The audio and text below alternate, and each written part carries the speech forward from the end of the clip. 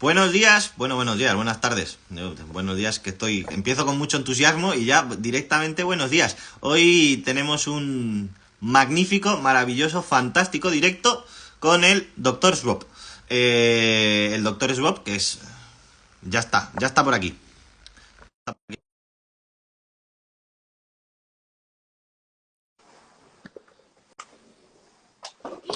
Buenas a todos. A ver, ya he aceptado su aceptación.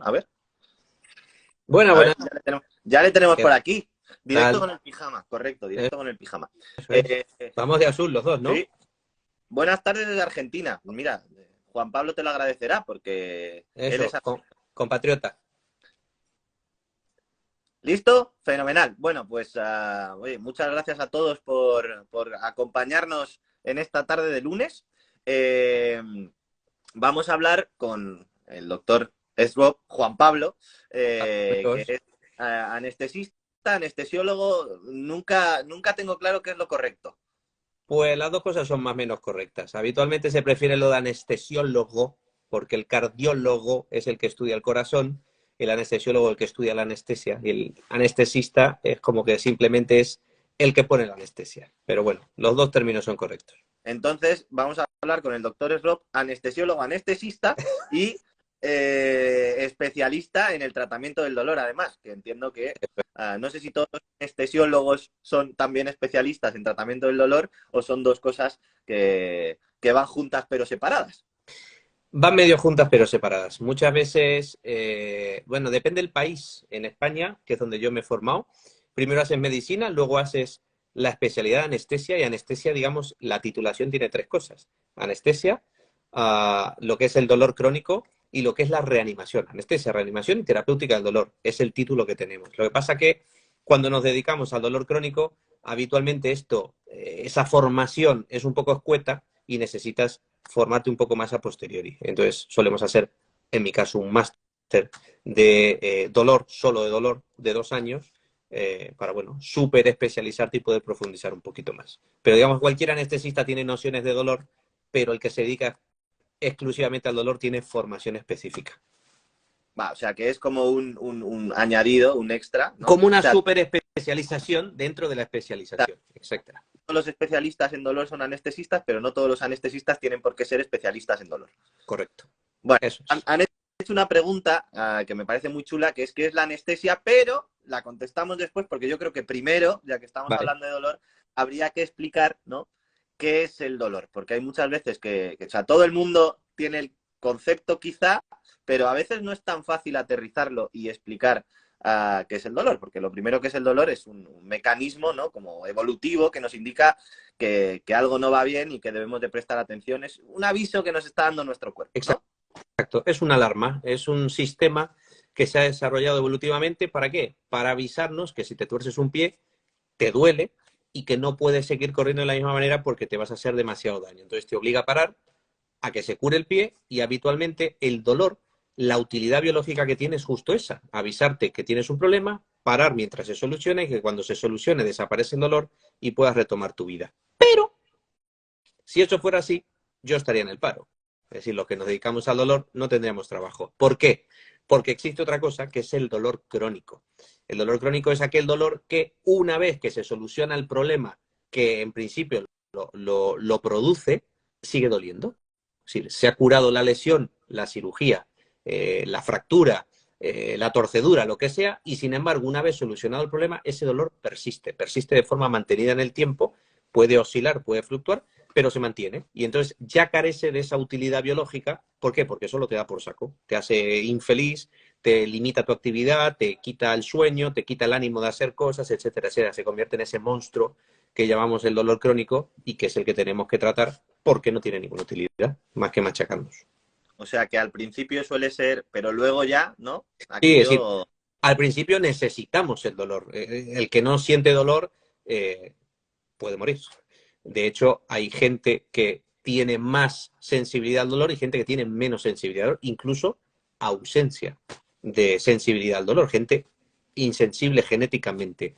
Y muchos de ellos mueren jóvenes porque no se enteran que tiene una apendicitis, que tiene un cólico en la vesícula, que tiene una infección grave y se mueren porque como nadie les avisa, pues no se enteran y revientan, literalmente. O que ponen la mano sobre la Sí, vitrocerámica y se la abrasan. exacto. Y dicen, esto huele a chamusquina, ¿eh? ¿Qué será? ¿Qué será? Y es tu mano en la vitrocerámica, pero como no te duele, no la has quitado. Sí. O sea que sí, es muy peligroso.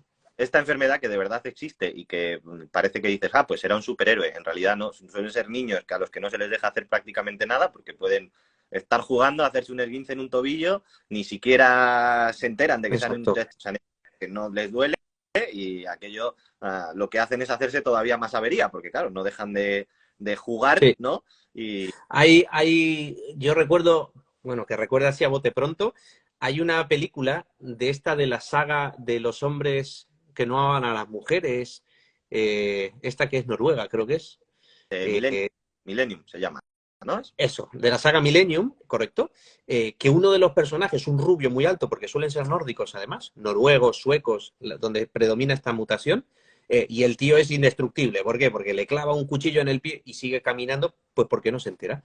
Eso está llevado al cine. Es verdad que eso ocurre, que tú le podrías clavar un cuchillo en un muslo y seguir caminando y quitárselo. ¿Qué pasa? Que se desangran, pero no se enteran, no les duele. Eso está llevado un poco al extremo, ¿por qué? Porque es un tío muy grande, es decir, es como el malo de la peli.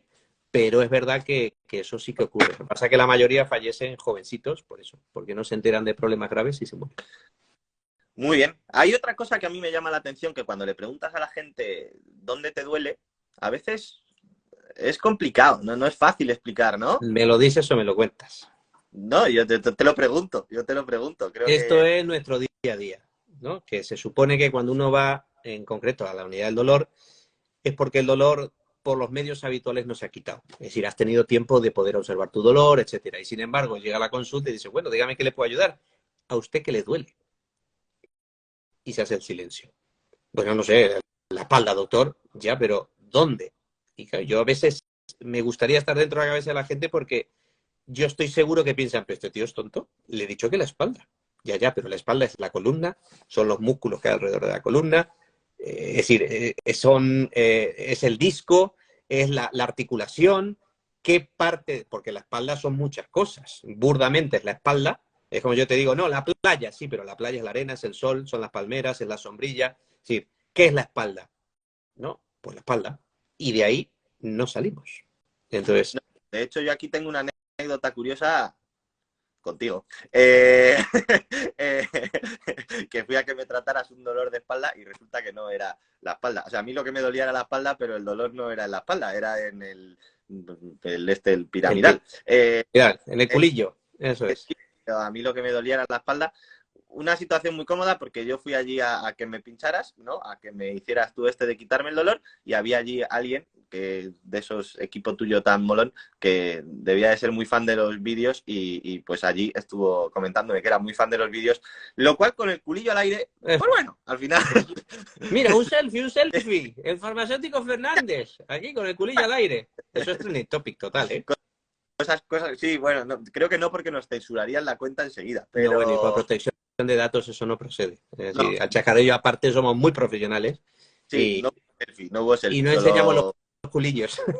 solo comentarios sin más. Pero tenemos culillos famosos, ¿eh? Sí, Sí, sí, tenemos mucho culillo famoso, sí. de todas formas, describir el dolor a veces es complicado, porque vosotros siempre preguntáis, bueno, pero ¿cómo es su dolor? ¿A qué se parece su dolor? Y luego ya vienen todas estas historias de las escalas del dolor. ¿Y qué duele más? ¿Una patada o No, pero eso no solemos preguntarlo, pero sí que es verdad que necesitamos saber los matices, los pormenores. Es verdad que hay que intentar, sin obsesionarse, observarse el dolor. ¿Por qué? Porque nos da mucha información el hecho de que el dolor esté en la espalda y baje a las piernas, o el dolor, como era tu caso, estuviera en el culillo y suba a la espalda, o que sea un pinchazo, o que sea quemazón, o que sea tirantez. Es decir, esos matices que no simplemente... Todo duele, sí, pero duele de forma distinta. Eso nos habla de qué estructura puede estar dañada, si guarda relación con el movimiento, si al moverte empeora o si al moverte mejora. Es decir, esta tontería, cuando tú te mueves más y tienes un dolor, por ejemplo, artrósico en la espalda, la faceta, que es la articulación, se inflama y duele. Entonces, cuanto más te mueves, más te duele. Sin embargo, lo que tú tenías en el culillo, un piramidal, al principio duele mucho, pero cuando te pones en movimiento se ablanda el músculo, se calienta y duele menos.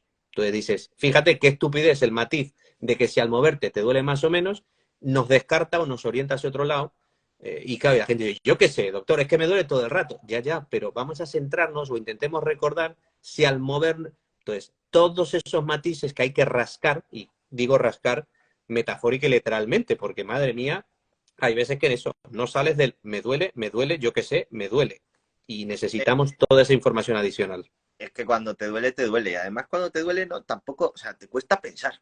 Es que me duele. Sí. Es normal. Mira, esto es una fricada que te iba a decir, te lo voy a contar a ti, pero en realidad a ti y a un montón de gente que hay aquí metida. Pero hace no mucho me ha dado un lumbago. Los que habéis pasado por la unidad del dolor lo sabréis, si no yo os lo cuento. Nosotros muchos de los pinchazos los hacemos guiados por rayos X y entonces usamos un peto, una protección de plomo que pesa como 6 o 7 kilos. Es una barbaridad lo que pesa, pero para intentar no radiarnos y acabar con cáncer. Entonces vamos protegidos. Pues eso, a lo largo de la semana y de las horas y horas y horas que tenemos de quirófano, me acaba doliendo la espalda. Entonces venía Semana Santa, me fui de viaje, cargué las maletas encima del coche, me dio un lumbago que claro, que tu hermana, mi mujer, me decía, oye, ¿por qué no te tomas algo? Y yo la miraba y le decía, es que necesito saber cómo duele una faceta. Le digo, porque claro, son dolores que por suerte no tengo habitualmente, pero yo necesitaba, y digo, fíjate, me está bajando por la... Fíjate, me duele la ingle, fíjate que estoy notando un poquito de irritación del nervio. Y claro, me decía, no puede ser verdad, tómate algo ya y deja ser el bobo. Y estaba, no te digo que disfrutando el dolor porque no es así. Así contado, parece que el doctor está un poco No, pero es verdad que, estás sacrificando por tus pacientes, mira, ¿no? la verdad, Verte, yo ya me... ser más empático, ¿no? Y sentirlo. Eso es. Yo ya me había sacrificado en otras oportunidades que he tenido dolores, porque me he roto de todo, haciendo el cabra, pero es verdad que era más inmaduro, era más joven. Ahora que me dedico a esto, es una oportunidad que se pasa muy mal y duele mucho, pero de poder entender o de poder preguntar, porque desde luego que hay cosas que no quiero padecer, eh, pero es verdad que, joder, ya que tenía la oportunidad, quería saber qué se sentía. Entonces, claro, tampoco lo iba a dejar ahí perdurar hasta morirme, pero sí que necesitaba saber esos matices y, claro, visto desde fuera, sé que parecía un tío raro, pero bueno, en fin. O sea que como paciente tiene mucho sentido esa pregunta de con qué cosas mejora y con qué cosas empeora el dolor, ¿no? Sí, necesitamos saber muchos matices, con qué mejora, con qué empeora. Hay veces que también le preguntas qué se toma habitualmente y te dice, no, no me toma nada porque nada me sirve. ¿Pero qué se toma usted? Pues paracetamol. Bueno, pero eso es un analgésico. ¿Ha tomado un antiinflamatorio? No. Pues hay que probar con un antiinflamatorio porque si hay inflamación nos descarta una serie de cosas y nos pone a pensar a favor de otras, ¿no? O las posturas, es muy típico determinadas posturas. Yo qué sé, cuando tienes una hernia cervical, por ejemplo, es muy típico que el paciente se ponga así. Y hay veces que están diciendo, perdóneme doctor, pero es que me duele un montón. Y se ponen así y te están diciendo lo que tienen con el gesto. O cuando te dicen, yo solo puedo dormir de lado y con las rodillas pegadas al pecho. Eso habla muchas veces de artrosis de la faceta, de la zona lumbar, ¿no? Bueno, etcétera, etcétera, etcétera. O tengo que dormir con un cojín entre las rodillas porque si no me duelen las caderas. Eso es un piramidal como la copa de un pino con una trocanteritis. Si hay pequeños matices que nos hacen saltar la alarma y enseguida ya nos vamos a explorar y a confirmar. O sea, que es importante. Además, en esos casos de gente que vive con dolor llega un momento en el que relativizan su propio dolor, ¿no? Un poco por mecanismo de supervivencia. Entonces, como le duele algo, no. No, en realidad siempre le duele la espalda. Hay de todo. Pero ya llega... Hay gente que acaba conviviendo con ello y bueno, es mi dolor de siempre y lo aparta. Y hay gente que no es capaz de apartarlo. Y al final ese dolor, aunque sea una cosa no tan intensa comparados a otros, para ellos le supone un sufrimiento enorme y de ahí no salen. Y sí, me duele y hoy me duele más y hoy un 3% menos, pero cuando respiro 7 veces y a veces te dan demasiado detalle porque están demasiado pendientes. Como todo en la vida, la virtud está en el centro. Hay que prestar atención, pero no obsesionarse. Bueno, ahora vamos a ir un poco con mitos, anécdotas, preguntas que nos habéis mandado para este directo, pero hay entre medias una consulta, mira, del doctor Ricardo, internista, que me parece que como tiene mucha relación con el dolor, que pregunta por la diferencia, bueno, pregunta, entiendo que le parecerá que es interesante. Participa. Claro, participa. No, entiendo que él no lo está preguntando, le parecerá que es interesante para la gente la diferencia entre el dolor referido y el dolor neuropático. Dolor neuropático que es muy típico, por ejemplo, en la fibromialgia, ¿no? Sí, hay un montón. La fibromialgia, bueno, digamos que hay matices. Uf, a ver, menudo jardín me has metido. Pero, La fibromialgia es un problema de umbrales muchas veces, ¿no? Lo que baja es el umbral.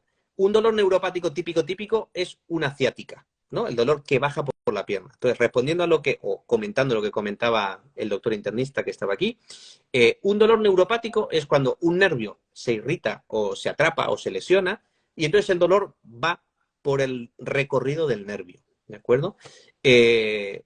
Y duele, pues eso, si tienes una hernia L4, te duele la cara anterior del muslo, y eso es bastante reproducible. Un dolor referido es cuando pasa algo parecido, pero no está el nervio implicado necesariamente. Es decir, tú tienes un dolor piramidal y, sin embargo, ese dolor se refleja, se refiere a la ingle, ¿de acuerdo? Entonces, no hay un nervio que esté en principio atrapado, sí que puede irritar el ciático, etcétera, pero el propio dolor, el propio espasmo del músculo, tú lo puedes llegar a percibir en la parte anterior, en la ingle, cuando el músculo piramidal está en el culete, está detrás. o sea, lo que me Entonces, pasaba a mí con mi dolor de espalda, que en realidad exacto. mi contractura. Tú refieres tu dolor a la espalda, pero el problema está en otro lado y no hay ningún nervio pillado. Un dolor neuropático es cuando tienes el nervio pillado y entonces el dolor te viaja por el territorio por donde discurre el nervio. Te duele todo su trayecto. No sé si me he podido explicar. Eso es una cosa. Y lo que ocurre con las fibromiálgicas, y digo las fibromiálgicas porque la inmensa mayoría, no la exclusividad, pero la inmensa mayoría son mujeres las que lo padecen, es que disminuye el umbral del dolor. Esto es otra cosa muy debatida, ¿no? Esto, ya que hablamos de mitos y cosas, todo el mundo dice, es que yo tengo el umbral muy alto, o al contrario, no es que yo sea un mindundis, es que mi umbral es menor que el de los demás, ¿no?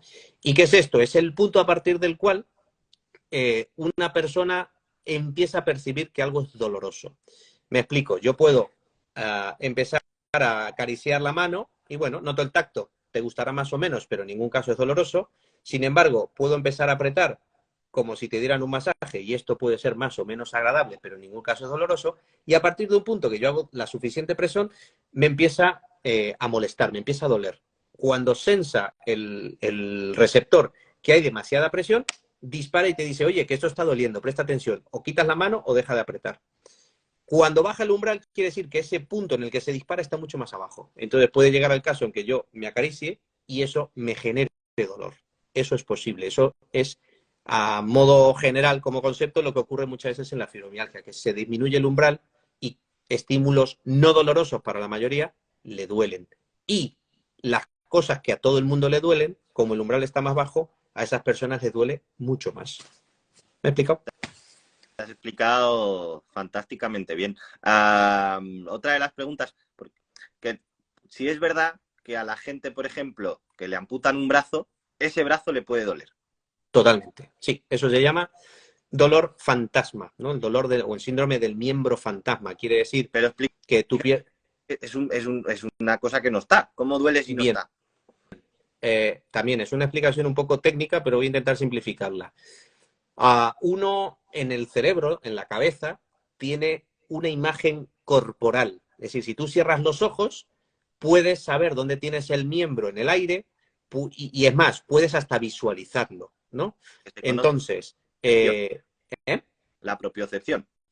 La propiocepción ayuda, pero hay una imagen corporal en la corteza cerebral que se llama homúnculo de Penfield, da igual, es un palabra, Pero que es la representación de las zonas corporales en la corteza cerebral. ¿Por qué? Porque cada terminación nerviosa se va a ir a conectar a la corteza cerebral y va a informar de las distintas partes del cuerpo. Entonces, yo tengo como un esquema tridimensional de mi cuerpo metido en el cerebro. ¿Por qué? Porque tengo las raíces que van a esa zona, las raíces nerviosas. En el momento en que yo me corto el brazo por aquí, no tengo de aquí para allí, dejo de tener brazo, me queda el muñón. Pero sin embargo, las conexiones nerviosas que venían hasta la punta del dedo, los nervios están ahí. ¿Y qué pasa? Que un nervio tiene que mandar información y recoger, mandar información y recoger, mandar, y así todo el rato. Están mandando información y reciben la respuesta. Cuando tú cortas el nervio y mandas la información y no llega, pues ¿qué hace? Pues cuando el gato no está, los ratones se divierten. Entonces el nervio, como no tiene respuesta, dice, oye, a ver si me van a regañar, y se le inventa. Y entonces dice que quema, dice que aprieta, dice que son hormigas, dice que es una sensación de quemazón, que es tirantez, que es un calambrazo, y entonces no tienes la mano y sin embargo esa mano que no tienes está generando dolor por el daño del nervio o porque no tiene la información necesaria para poder configurar esa imagen cerebral. Y de hecho allí, y el otro día curiosamente me saltó en una de las redes sociales esto, que hay un experimento tipiquísimo que te ponen una tabla y te ponen un brazo de goma y tú tienes la mano detrás de la tabla. Y entonces con un martillo martillan la mano de goma y te duele. Pero no te están martillando la mano. Sin embargo, te estás adelantando a que te va a doler y vamos, gritas, quitas la mano y te están martillando la mano de goma y sin embargo eso te duele. Y por el contrario, una persona con miembro fantasma que tiene dolor en la mano, si hace esta prueba de poner un espejo en medio y reflejar su propia mano, cuando ve su mano reflejada, deja de doler. Esto ya cortocircuita. Yo la primera vez que lo vi, me volví loco. ¿Por qué? Porque está viendo el reflejo, que además es especular, se ve reflejada la mano como si fuera la otra, y entonces un mecanismo que se tiene es poner la mano reflejada y cuando tus ojos están viendo la mano, le informan al cerebro que la mano está bien y esa información errónea para y te deja de doler. O sea, en el que momento que entre quitas el espejo te duele. sentidos y tus nervios engañándote a la vez. Al Se final han puesto de... el cerebro no es más que un ordenador súper potente, pero como buen ordenador lo puedes hackear. Entonces, hay mucha gente, y de hecho yo he subido vídeos en los que intento explicar recursos para el dolor crónico. Y tú dices, tienes que hacer ejercicio. Bueno, me ataca. Claro, porque no te duele. Porque ¿cómo me voy a poner yo a mover con lo que a mí me duele? Bueno, por eso.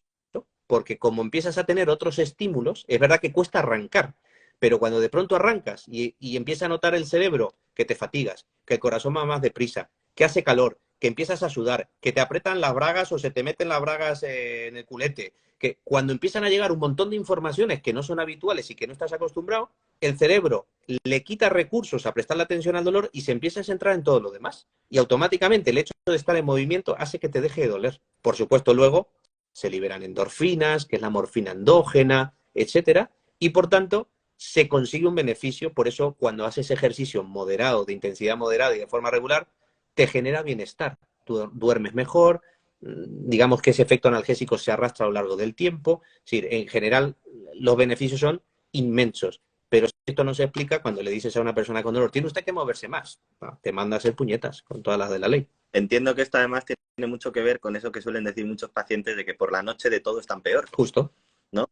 Muy típico. Pero es que no, me duele durante el día, no. Pero es que me meto en la cama y claro, No. te metes en ¿Qué la... ocurre en la cama? Apaga la luz, hay silencio, no tienes nada, empiezas a oír tu respiración, si te giras te duele. Es decir, empiezas a ser más consciente de tu dolor. Por eso es muy importante a veces lo del mindfulness para poder dormir, o ponerse una música suave, ambiental, o estos proyectores que proyectan estrellas que giran en el techo. ¿Para qué? Para estar entretenido mirando eso, o escuchando música suavecita de fondo, o ruidos blancos. ¿Para qué? Para mantener al cerebro ocupado y que no se centre en el dolor. Es decir, hay un montón de recursos, pero bueno, hay que... En fin, no a todos le vale lo mismo, pero son muy útiles. Bueno, claro, cada paciente luego tendrá su propia idiosincrasia. Bueno, vamos a ir con algunas de esas preguntas que nos han mandado y que tanto le gustan a la gente. Vamos a cambiar de tercio. Venga, bueno, te estaba esperando, estabas tardando mucho. No muchísimo, porque va a tener relación con el dolor, pero hay un mito muy extendido que nos puedes decir si es verdad, si es cierto que el sexo disminuye el dolor, ¿no? Es un clásico el del me duele la cabeza y dice, pues si te duele la cabeza no hay mejor momento, ¿no? Eso es un sí, pero, ¿no? Como siempre, todo tiene un pero. Efectivamente, mira, antes hablamos de las endorfinas. Cuando uno tiene sexo y llega al punto culminante, se liberan, entre otras cosas, de oxitocina, endorfinas, es decir, una serie de moléculas que genera esa situación placentera y que puede mantenerse durante un tiempo, y eso repercute positivamente en el dolor. Entonces, efectivamente, puede mejorar ciertos dolores. Bien, hasta aquí. Primera parte. Segunda parte. Yo veo gente con dolor crónica. Gente que toma medicación complicada. Antidepresivos, anticonvulsivantes, benzodiazepinas, opioides. Además de eso, tienen dolor. Dime tú, ¿a quién le apetece ponerse al tema cuando tienes un dolor intenso? Si tienes una ciática, una lumbalgia, y te vas a poner ahí a menear, es que no puedes, ¿no? Entonces, claro, es que quita el dolor, ya, pero aunque te pudieras poner, hay veces que no se puede. Y luego la medicación muchas veces también altera lo que es el deseo sexual, el llegar al orgasmo, es decir, hay una serie de matices, pero tampoco termina aquí. El tema es que incluso hay, esto del dolor de cabeza es muy solicitado, pero siento decir que incluso hay una cefalea que llamamos cefalea sexual, cefalea relacionada con la actividad sexual. Ahora, esta cefalea sexual tiene una peculiaridad y no vale como comodín para todo. Esta cefalea sexual, digamos que se desencadena o empieza cuando hay excitación o hay actividad sexual. Entonces, no vale decirle, oye, tal cual, me duele la cabeza. No cuela, eso no es una cefalea sexual. Porque tienes que empezar a entrar al trapo cuando empieza a tener el dolor de cabeza. De hecho, bueno, da igual, hay 3 tipos.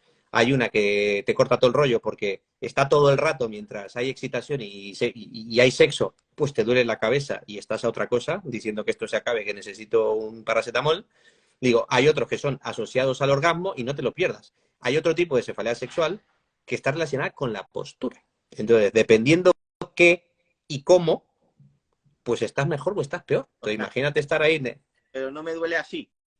Eso. Entonces, no. Mejor ponte tú que yo si me pongo así, pues tal. O sea que bueno, esto da mucho juego. Ya sabes, apuntando y luego podéis decir que no, ha dicho el doctor que esto puede pasar, que es mejor tú que yo que tú. Eso. Bueno, cada uno con... O mejor así que no asá, o claro, en fin. cada uno lo que prefiera, que vaya. Esto está, la bibliografía existe, o sea que está muy determinado, es difícil el diagnóstico, pero claro, es verdad que también por eso es importante lo que decías al principio de que me observo los dolores para empatizar, es que tienes que empatizar. Imagínate lo que hay que rascar y qué profundo hay que llegar para poder diagnosticar esto y qué tipo en función de cuándo, cómo, es decir, estos detalles tan íntimos a veces son difíciles en la consulta, pero bueno, en fin, que ahí está descrito, eso existe.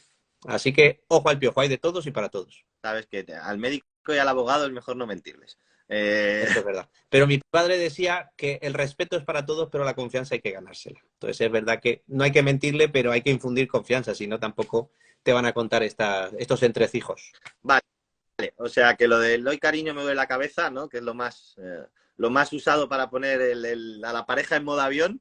A veces sí, a veces no y a veces depende. Eso es. O sea que lo mejor es la sinceridad. Y tienes derecho a que te duele la cabeza. O sea que si te duele la cabeza, te duele la cabeza. Y si no, hoy no me apetece, cariño. Puerta. Y ya está. Bueno, cambiando un poco de tema, que este solo tengo intención de tocarlo someramente, así que puedes respirar, que ya que vamos con otra cosa. Es súper típico, pues cuando llegan los pacientes a la farmacia, ¿no? Después de... Pues, es que tengo dolor, pero es normal porque me operaron. O, claro, es que como alguien pues, es que tiene un cáncer, pues lo normal es que tenga dolor. No sé si realmente, ¿no? ¿Qué hay de normal en esas afirmaciones de tengo dolor? Porque, pues eso, como me operaron, pues tengo dolor. Como tengo una enfermedad tal, tengo dolor. Pues, ¿qué hay de normal o qué no hay de normal? Lamentablemente es muy frecuente. Yo también lo oigo mucho. De que dice, doctor, tengo dolor, me duele, no sé qué, pero claro, es que tengo cáncer o tenía un cáncer y me han operado. Es normal que tenga dolor. ¿Es frecuente? Sí. ¿Es normal? No del todo.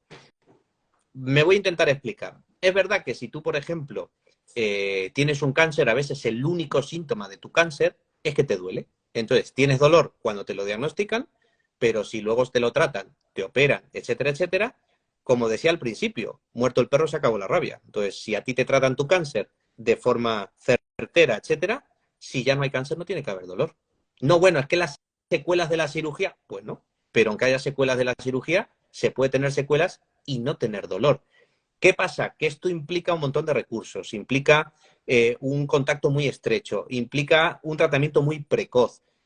Yo siempre, y trabajo en un hospital oncológico, digo eso, que es frecuente, pero no es normal. Y no está bien tener dolor después de una cirugía. Sí, creo que el mayor sinsentido, y esto lo veo a diario, es que me ponen una interconsulta, voy a verle a la planta y cuénteme qué le pasa. Es que me han operado no sé qué y tengo dolor. Sé que hasta cierto punto es normal. Yo soy una persona que aguanta mucho el dolor, pero esto no es normal. Estando en un hospital, siglo XXI, país civilizado, que se supone que es España, no, porque están todos los medios. Entonces tú, cuando yo hacía anestesia quirúrgica, poníamos una prótesis de rodilla, le poníamos al señor o a la señora su catéter epidural, entraba charlando con nosotros, se le operaba charlando con nosotros, salía charlando con nosotros y al día siguiente se le mantenía el catéter 48 horas y el señor no se había enterado de que tenía una prótesis puesta.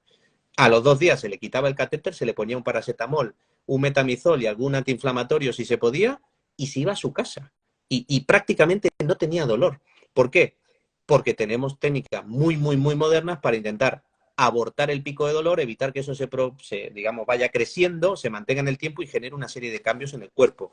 Cuando eso se hace, pues los resultados son espectaculares. Lamentablemente no están al alcance de muchas personas. El sistema no lo puede ofrecer por esa necesidad de tú a tú, de trato más directo, pero vamos, desde luego que normal no es. Se puede tener problemas de salud, tener el dolor en el momento dado en que se diagnostica una apendicitis duele, un aborto duele o puede doler, no siempre. Algunos cánceres pueden doler o las metástasis si son vertebrales en el cáncer de próstata, etcétera, pero una vez tratado no tiene que doler y uno puede tener cáncer o vivir con un cáncer curado sin tener dolor. Sí, bueno, dice, pero me duelen mucho los huesos, que con las fracturas también pasa, vamos. A mí me reconstruyeron una mano entera hace ya muchos años, que entiendo que tampoco serían las técnicas como ahora, que como todo, la medicina evoluciona muy rápido. Pero yo los 2 días de posoperatorio que estuve en el hospital estaba como en una nubecita, a mí no me dolía nada. Cuando me retiraron la medicación hospitalaria y me mandaron a mi casa, los 2 días siguientes sí que fueron terribles. Pues, Pero mientras estás en el hospital, allí estaba yo tan contento. pero es que hay gente que ni siquiera está contenta en el hospital.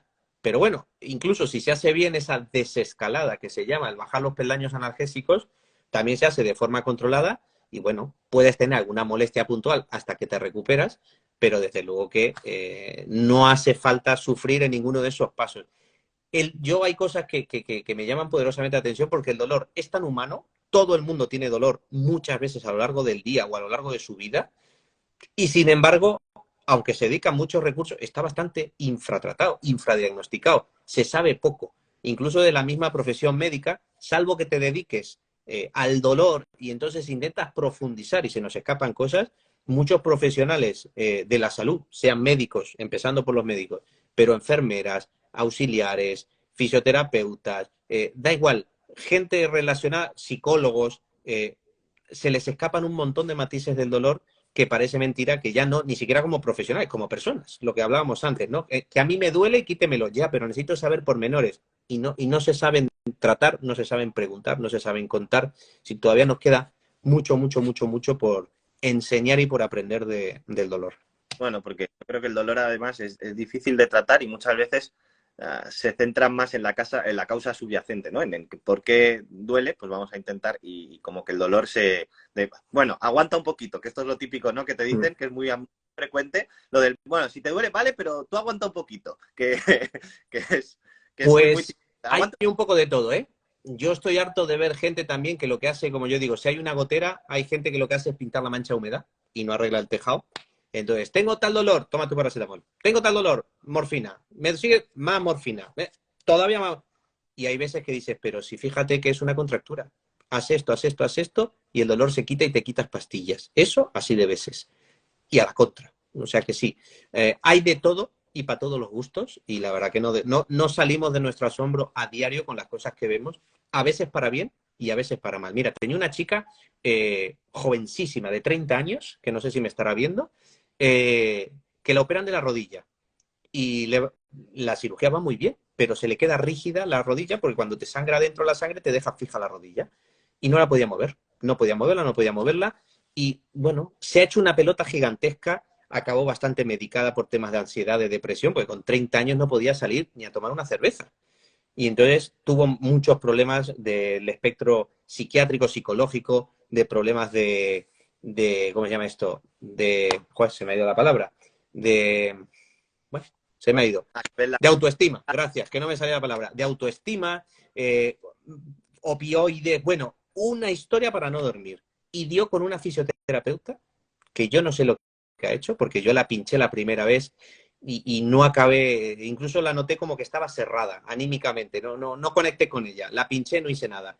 La cogió una fisio, le empezó a trabajar, le contó algo parecido a lo que yo había contado, sin saber yo ni quién era la fisio y sigo sin conocerla, y empezó poquito a poco a soltarle y cuando me vino la última vez ya había mejorado de forma espectacular el movimiento, etcétera. Bueno, un poco por esa confianza, por el poder transmitir, por el, en fin. Creo que hay tanto que se puede hacer desde tantos puntos de vista que luego ya la cogí yo y ya mejoramos otro poquito. Y al final, para que se mejore del todo, tiene que trabajar el fisio, trabajar el reuma, trabajar el psicólogo, trabajar el... En fin, todos tenemos que ir un poquito de la mano. Vale, vamos con otra pregunta que es divertida. A ver, cuéntamelo. A ver, ¿qué hay de cierto en que si te duele algo y te golpeas en otro sitio, pues así el dolor inicial te deja de doler? Es un poco esto que te decían de pequeño, que decían, me duele la cabeza, y siempre venía un cuñado que te contestaba, no un cuñado literal, sino un cuñado en el sentido humorístico del término cuñado, que te decía, pues te cortamos la cabeza y apañado, ¿no? Pues hay una parte cierta, sí. Eso, de hecho, es tan cierto que le dieron un premio Nobel a los dos investigadores que descubrieron esto, que se llama la teoría de la puerta de entrada. Es decir, ¿esto qué significa? De la puerta de entrada. Teoría de la puerta de entrada, así se llama. ¿Y qué implica esto? Imagínate que... Extiéndela, sí. Porque puede dar lugar a muchas interpretaciones, la teoría de la puerta de entrada, ¿eh? Esto es muy sencillo y muy básico, pero muy ilustrativo. Imagínate, luego te cuento lo que opina mi mujer, tu hermana. Ella tiene su propia teoría que se ajusta y creo que va a ser más fácil de explicar. La teoría de la puerta de entrada dice que si tú, por ejemplo, tienes gente en un salón y de pronto, yo qué sé, se prende fuego el salón, a la hora de salir, no pueden salir todos a la vez. Si tienes 50 personas dentro, por la puerta no caben 50 a la vez. Entonces, tienen que ir pasando de uno a uno los estímulos, las personas por la puerta. ¿Y quién pasa? A veces el que tiene más fuerza o el que es más grande. Es decir, según algunas características, pasan antes o pasan después. Entonces, ¿eso qué hace? Que si tú tienes un dolor y es más intenso, va a pasar el primero y va a dejar relegado a los demás. Por eso, cuando a ti te duele la cabeza y te martillas un dedo, ese dolor es tan intenso que desplaza el dolor de cabeza y pasa él. Y al pasar él, el cerebro se hace consciente y lo deja de lado. En cierto modo, el dolor más intenso enmascara dolores que pueden ser menos intensos. Por ejemplo, ¿no? hay veces que no es que sea intenso, sino que es distinto. O sea, como si tienes un dolor de cabeza muy grande por una contractura, que a ti en realidad lo que te duele es la cabeza y ahora te tomas un paracetamol y dices, ay, ¿cuánto me duele el cuello? Y en realidad probablemente el cuello ya te dolía antes también, lo que pasa es que el dolor de cabeza no te ha permitido darte cuenta. Hay muchos ejemplos. Hay veces que no es que sea muy intenso. Imagínate el ruido de la campana extractora de la cocina. Run, run, run, run, run, run, run, run, run. Es de baja intensidad, pero run, run, run, run, run, run, run, y de pronto lo apagas. Cuando se quita el run, run, el cerebro automáticamente dice, uy, qué gusto, ¿qué ha pasado? Se ha quitado ese estímulo. Es muy sutil, pero de pronto algo cambia y la atención del cerebro se va hacia eso y lo deja de lado. Entonces, ¿qué dice tu hermana? Que, con mucha razón, que el cerebro es hombre. Y como es hombre, puede hacer una sola cosa a la vez. Por tanto, si te duele la espalda, te duele la espalda. Y ya está.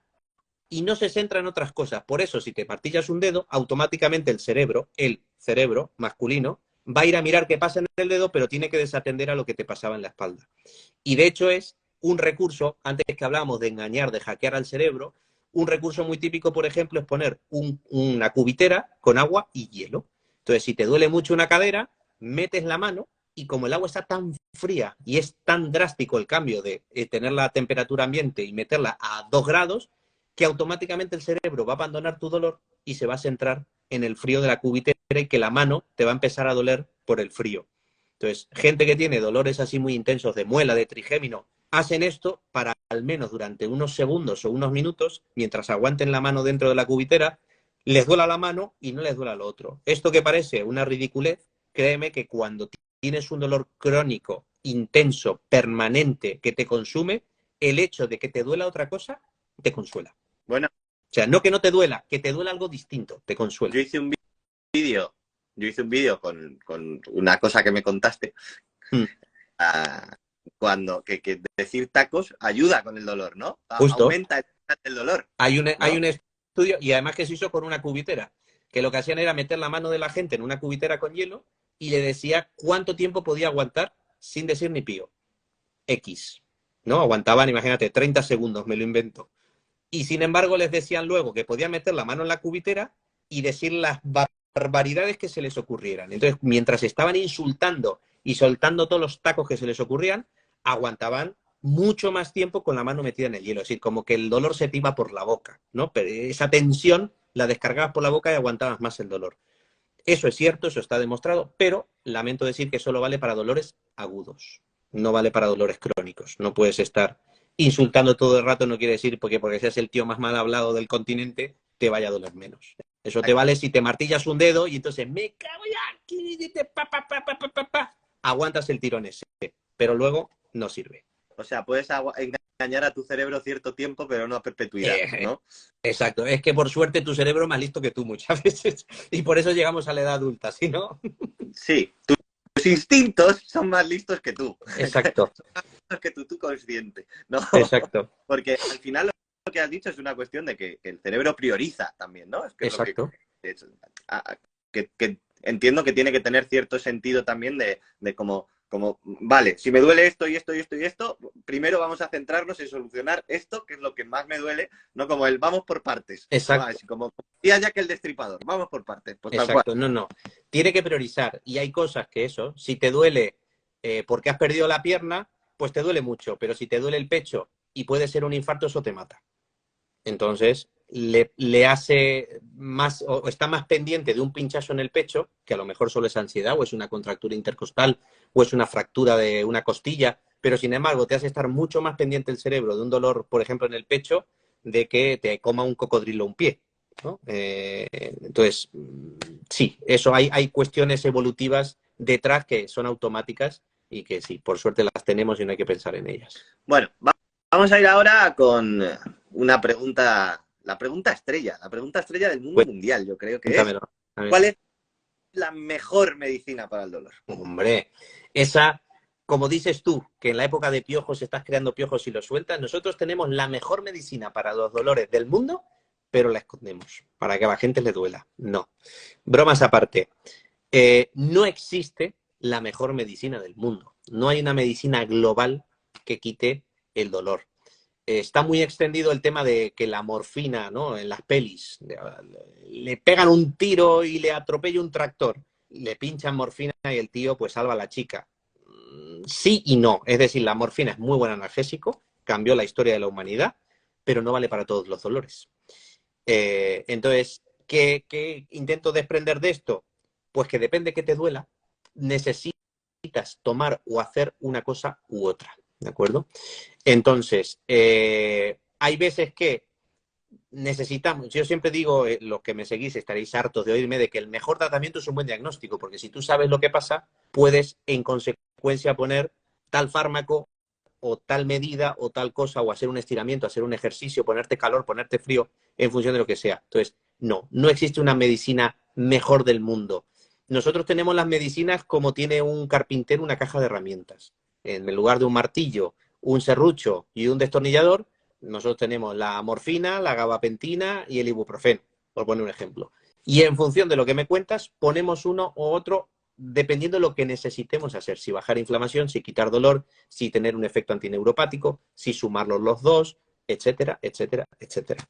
O sea que eso es más o menos la respuesta. Bueno, y luego además hay idiosincrasias particulares. Hay gente que reacciona mejor a unas cosas que a otras. Bueno, no con supuesto, por supuesto, pero es una pregunta súper típica del ¿cuál es el mejor fármaco para los dolores menstruales? Y digo, mira, juntas a 4 mujeres en la misma habitación y le pregunta, y una va a decir que el naproxeno, otra que el ibuprofeno, otra que el enantium, y en realidad son fármacos que son más o menos parecidos, sí.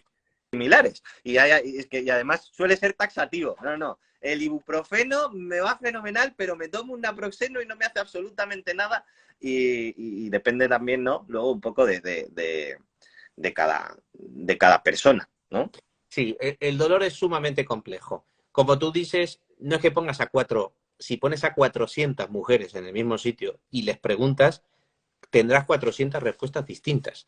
¿Por qué? Porque el dolor, que es muy complejo, no solo es el dolor físico, es el dolor emocional, son las experiencias previas, es un poco el nivel sociocultural, hay un montón de factores que intervienen en el dolor. Entonces, de tener solo un fármaco a cómo lo afrontas, vamos, te cambia totalmente. Gente que tiene problemas o historial de abuso sexual, etcétera, a lo mejor todo lo que es la parte más reproductiva, sexual, menstrual, le genera, en fin, cierto sufrimiento añadido al que no tiene ninguna experiencia de ese tipo, entiende la biología y simplemente sabe que unos días está no sé qué y pasa y sigue con su vida.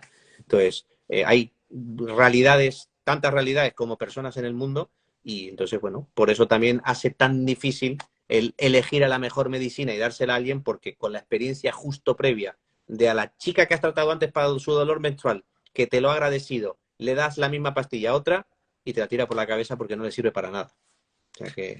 Has hablado antes de la morfina. Yo creo que por cerrar con el dolor y los fármacos podemos...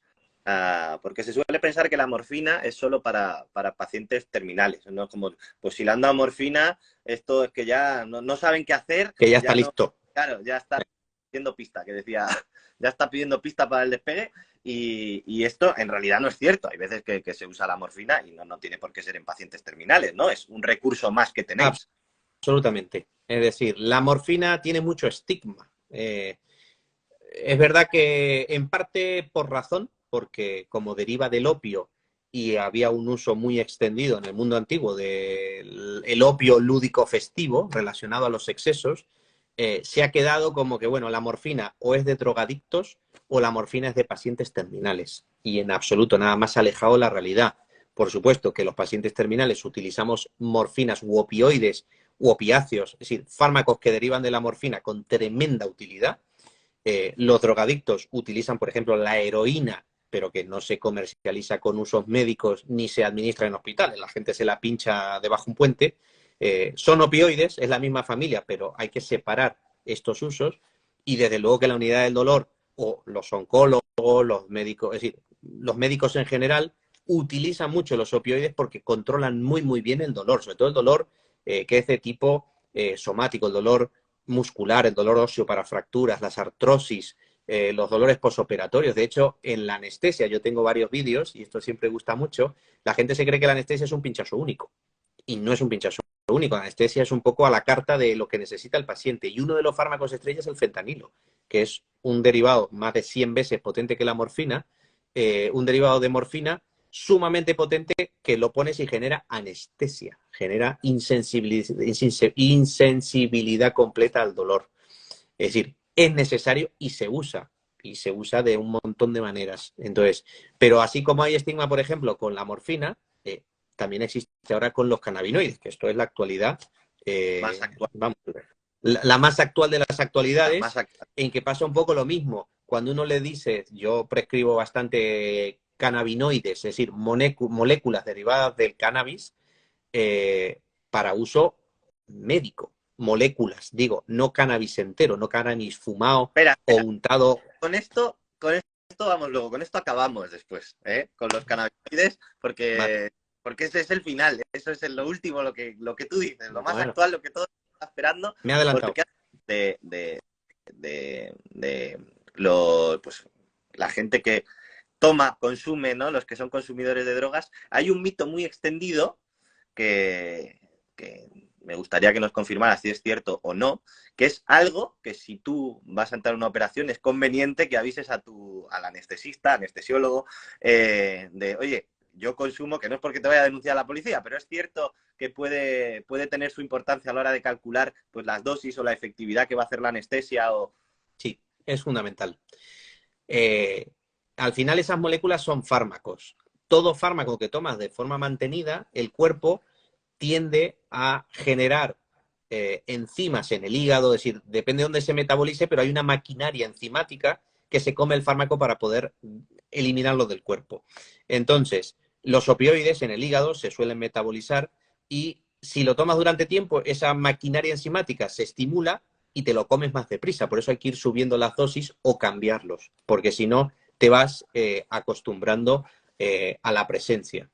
Entonces se me ha ido lo que te iba a contar con esto de las enzimas, se me ha ido el santo al cielo.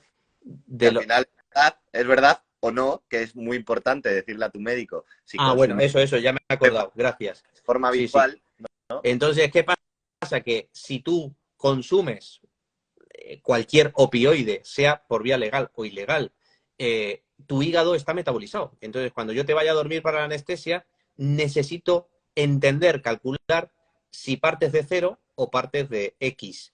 ¿Para qué? Para ajustar la anestesia, porque si no, puedes sentir dolor aunque estés dormido durante la cirugía. Y eso, biológicamente, fisiológicamente, no es interesante en absoluto. Te puede generar problemas. Entonces, sí, necesitamos saberlo para que no se sumen los efectos, para que no haya interacciones farmacológicas, etcétera, etcétera. Es decir, lo que decías antes, a tu abogado y a tu médico intenta no mentirles porque te va la vida en ello muchas veces.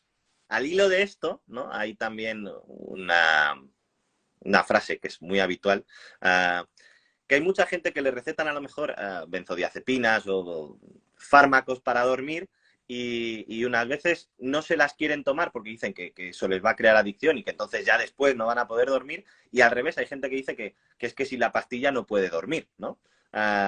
¿Qué tiene esto de cierto? Pues mucho.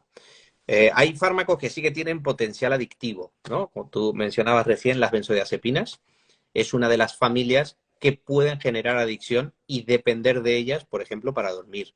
Los opioides son otra familia, los derivados de morfina son fármacos que pueden generar dependencia, que los necesites ya no solo para el dolor, sino por la sensación de bienestar que generan. Entonces, ahora, dentro de estas familias, no todos tienen el mismo riesgo. ¿De qué depende muchas veces? Depende de lo que se llama la recompensa. Tu cerebro, que está ahí para intentar mantenerte vivo a pesar de nuestra estupidez cotidiana, a veces también la lía. Entonces, ¿qué ocurre? Que el cerebro intenta aprender, como buena inteligencia artificial, qué te va bien o qué no te va bien, qué cosas te generan placer o te gustan y qué cosas rechazas. Por eso a veces a mí me pasa que yo huelo un plátano y se me revuelve el estómago porque no me gusta, pero es que no llego ni a comerlo. Mi cerebro ya me pone mal cuerpo antes de probarlo porque hace una asociación negativa. Con las benzodiazepinas o con los opioides ocurre eso, pero a la contra. Es decir, cuando tú tienes un dolor tremendo, de verdad un dolor moderado intenso, y de pronto te dan algo y a los 38 segundos el dolor desaparece, absolutamente todo el cerebro ha puesto el foco en ejo y ha dicho, chaval, tú necesitas esto. Cuando sientas esto, pide esto. Y eso es una cosa aprendida, grabada a fuego. Entonces, cuando existe esa recompensa, es lo que se llama el craving, la necesidad de ir a por ello, es cuando puede tener riesgo adictivo. Entonces, dentro de esto hay fármacos que te ofrecen esa respuesta muy, muy rápido. Por ejemplo, que hablaba yo antes, el fentanilo, en que tú lo tomas y rapidísimamente te controlan el pico de dolor. Eso tiene su utilidad. Por ejemplo, los dolores que se llaman irruptivos del cáncer. Tú tienes cáncer, de pronto te da un pico de dolor terrible, tomas fentanilo, te apaga ese incendio y al poco tiempo desaparece. Es decir, tiene esa utilidad. Pero ¿qué pasa? Que hay que tener cuidado porque el cerebro detecta que ante cualquier cosa te tomas uno. Entonces, ¿qué hace? Empieza a adelantarse. Dice, oye, habitualmente sobre las 8 me empieza a molestar, voy a cogerlo por si acaso. Y de pronto a lo mejor tienes un pedo atravesado, un gas, pero como te da un pequeño dolor de tripa, te lo tomas, por si acaso. ¿Por qué? Porque ya sabes que viene la respuesta. Eso al final es un poco el mecanismo que hace que te genere la adicción. Por el contrario, hay fármacos de liberación prolongada, ¿no? Entonces, ¿qué pasa? Que tú te tomas la pastilla y no te va a apagar el incendio inmediatamente, sino que al cabo de 2 o 3 horas va a ir subiendo la medicación y se va a mantener de forma mantenida, ¿no? Valga la redundancia. Entonces, el cerebro es como que pasa desapercibido ese efecto. El cerebro no va a asociar la toma de la pastilla con la necesidad imperiosa de quitarse el dolor. Por tanto, se supone teóricamente que disminuye el riesgo de adicción. ¿De acuerdo? O sea, digamos, reduce los picos de dolor, el cerebro no interpreta que sea tan necesario y en realidad el Sí, efecto... no ve la relación directa. Entonces, lo otro es causa-efecto. Me duele, me lo tomo, desaparece. Blanco y en botella, dame la pastilla. Y de la otra manera, no es totalmente así, pero de la otra manera, digamos que te duele, te tomas el tratamiento y como estás de forma genérica mejor tratado y con menos pico, y aunque tengas el pico, si te tomas otra, no va a mejorar porque no sube la dosis hasta 45 minutos más tarde, no va a subir la concentración plasmática, pues tu cerebro no asocia el tomarte esa pastilla con una respuesta. Entonces, esa recompensa no existe y, por tanto, no te genera la necesidad imperiosa de Sí, tomarla. es algo muy, muy de acción-reacción, ¿no? Digamos que lo que Correcto. antes hay una parte del cerebro que es muy instintiva y que Eso si es. la dejas tomar las decisiones a veces pues conlleva esos riesgos. Exacto. De todas formas, esto no es el único factor, y lo estoy intentando simplificar al máximo para que se entienda. Porque, por ejemplo, ocurre con el alcohol, Sí, ¿no? Entonces, la gente, muchas veces, ¿qué le pasa? Pues que le gusta la sensación esa de, guau, estoy desinhibido, como molo, soy el más guapo, el que mejor baila. con el alcohol y no es la inmediatez, sino que es la sensación. Entonces, a veces los opioides sí que generan esa sensación de bienestar, esa euforia, esa indiferencia. Entonces, al tener sensaciones que molan, lo que te engancha son las sensaciones, ¿de acuerdo? No a veces la inmediatez. Bueno, pero esto pasa con sustancias que también son drogas y en realidad ni siquiera generan esa sensación de bienestar. Por ejemplo, la típica de, no, es que voy a fumar porque estoy muy nervioso. En realidad, lo que te ha causado el nerviosismo, o sea, la nicotina es un excitante, no es un depresor. Entonces, lo que hace es activarte y en realidad lo que te pasa cuando dices voy a fumar, que estoy muy nervioso, es que estás calmando los propios nervios que te ha generado el tabaco. No es que tú estuvieras muy nervioso y que fumar alivie. Es decir, a una persona que no fuma, si está muy nerviosa y fuma, le va a alterar más todavía de lo alterado que está. Entonces... Sí, exacto. Pasa también, por ejemplo, con el café, que dicen, madre mía, necesito otro café porque estoy que me caigo. No, es que después del pico de la cafeína, vuelve a bajar la cafeína y necesitas otro chute para mantenerte acelerado. Entonces, sí, hay muchos ejemplos, pero sí, exactamente así es como más o menos funciona. Vale, y ahora sí que te voy a dejar volver al tema que has iniciado someramente antes, que yo creo que es un buen tema para acabar, ¿no? Por eso de que está tan... que sí, fumar cannabis es bueno para controlar esos dolores de los que hemos estado hablando. Bien, a ver cómo digo esto de la forma más rigurosa posible. Fumar es malo. Fumar lo que sea. Fumar cannabis, fumar tabaco, fumar césped o fumarte aserrín de la puerta.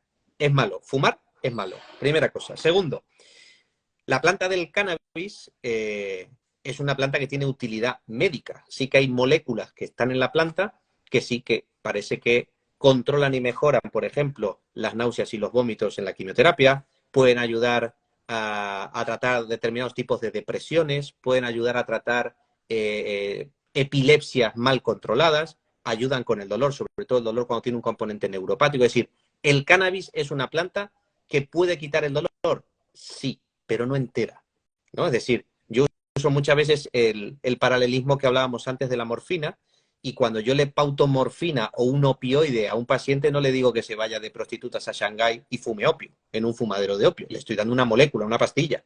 Pues con el cannabis pasa lo mismo. Cuando yo mando un cannabinoide, le mando una forma farmacéutica, le mando un preparado en el que está extraída la molécula purificada y que tiene un efecto biológico. No le digo que se fume lo que sea que haya cultivado en su terraza. Además de que hay 7 familias de plantas de cannabis y en principio solo 2 tienen las moléculas de utilidad médica. Entonces, ¿qué pasa? Que encima cuando lo haces un poco de estrangis, te estás fumando cualquier cosa, que sí, que apesta a cannabis, pero a lo mejor ni siquiera tiene la molécula. Entonces te estás comiendo todo lo malo sin ningún beneficio. Sí, bueno, claramente el cannabis que te receta el médico no es el que vende el camello de la esquina de tu casa. O sea, no... Y además, el médico no te receta cannabis, te receta un cannabinoide, una molécula derivada de esa planta que tiene un efecto biológico. Y que la verdad que está revolucionando un poco el mundo del dolor, porque donde no llegaban determinados fármacos, llega el cannabis, los cannabinoides, y son de verdadera utilidad. Entonces, recopilando y resumiendo, sí, los cannabinoides, las moléculas que derivan del cannabis, tienen un futuro enorme en el tratamiento del dolor y en el tratamiento de otras patologías. Es una planta medicinal ancestral de miles de años que se usaba, antes se usaba fumada porque no tenían otra tecnología, pero ahora se puede purificar y utilizar solo lo bueno y efectivamente puede, entre otras cosas, ayudar a quitar el dolor. Bueno, esto es un poco como estos vídeos que salen, por ejemplo, de tienes una infección vaginal y el ajo tiene poder antiséptico, pues métete un ajo. Exacto, o el romero, que es antibacteriano. Anda ahí con el churrito de romero. No. Es decir, uno puede sacar de contexto todo. Yo creo que, mira, la gran utilidad que yo le veo a esto de las redes sociales y estos directos, esto que hacemos, es intentar que vuelva otra vez el sentido común a donde no debería de haberse ido, ¿no? Y es esto, que efectivamente hay cosas que pueden ayudar, o moléculas, o eso, el romero, ¿no? Que tiene efecto antiséptico o antibacteriano, vale.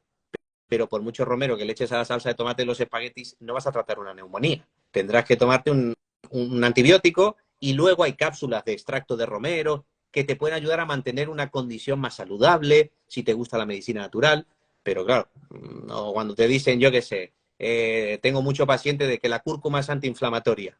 Sin duda que lo es, pero si tienes una artritis reumatoide, da igual que bucees en un jacuzzi con cúrcuma. Es decir, no te va a quitar la artritis reumatoide. Es